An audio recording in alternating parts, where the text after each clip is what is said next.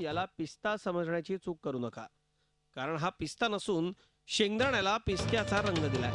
नागपूरच्या FDA अधिकाऱ्यांनी टाकलेल्या धाडीत या काळ्या धंद्याचा पर्दाफाश झालाय। शेंगदाण्याला पाण्यात 2-3 तास उकळून नंतर रंग टाकण्यात येतो।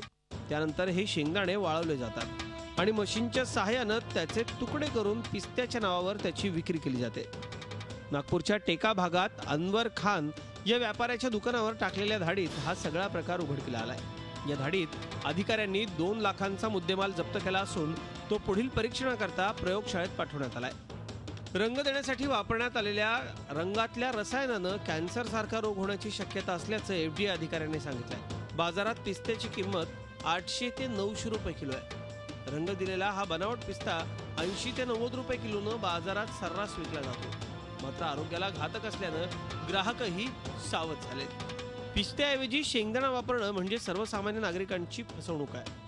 महागड्या पिस्त्याचे पैसे आपण देतो, मात्र त्याऐवजी आपल्याला कमी किमतीचे शेंगदाणे आरोग्याला अपायकारक असलेले मिळतात। हा चीड आणणारा प्रकार असून या विरोधात कारवाईची मागणी होती आहे। अखिलेश हळवे, झी मीडिया, नागपूर। झी 24 तास रहा एक पाऊल पुढे।